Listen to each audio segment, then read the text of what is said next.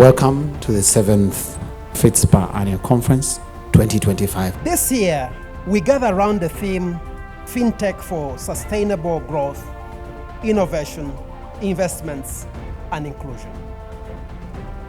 As our 215 member community comes together, we pause to reflect on the inspiring story of Silicon Valley. We believe that FITSPA has the potential to become another $1 trillion ecosystem.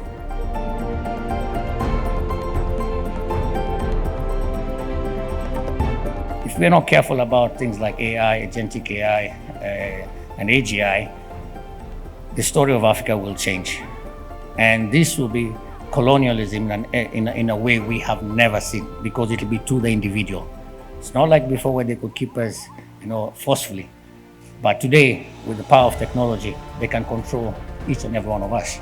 They're determining what we see, they're determining what we, how to influence us in many things. To all the innovators who are in the room, to all the dreamers, the key thing that has to continue grounding you, even as you pursue your dreams, is how am I deliberately not living by default, but living by design in terms of the choices that I make?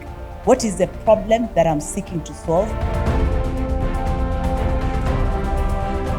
Sometimes we, roll out very exciting, innovative products, but then later on, we realize that the innovation actually becomes a disservice to a certain segment of customers, and then we find ourselves having to roll back because what came out as an innovation is actually, it can actually be manipulated by fraudsters to be able to attack our customers.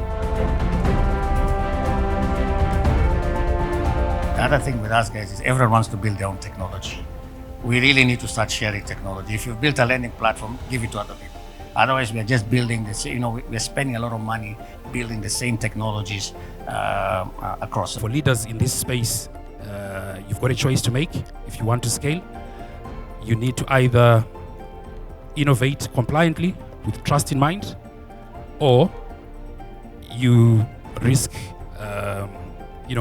paying the fraud tax.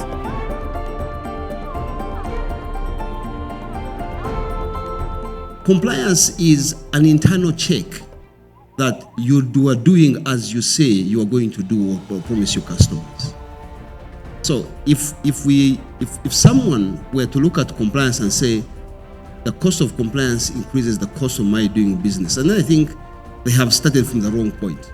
If you look in our market, young as it is currently, there are not so many products that are going to give you an opportunity to create wealth. Most of the products we have are for wealth preservation. If you look at the Ugandan population, most of us, we are in that category. And if you ask me if a product which is going to help you to create wealth, it's the unit trust. In more developed markets, there's what they call self-regulation. Self-regulation is the best way to regulate complex industries like fintechs. What that means is that the industry association must be very, very robust. They must demonstrate they can actually be able to whip and put their house in order. There are very many intelligent brains in this room and members of FITSPA. Surely within the next year or months, we should be able to solve for the very simple thing. How do we get money out and how do we get it paid back? We have a lot of evidence out there. We've tested the efficacy of lending to marginalized groups, especially young people, refugees, marginalized SMEs, and we've seen it work. So our call out to financial service providers is to leverage that evidence to design products that will work for the marginalized young people. As the Minister of Finance, we promise to sit back with you and the regulators so that we lower the cost of doing business.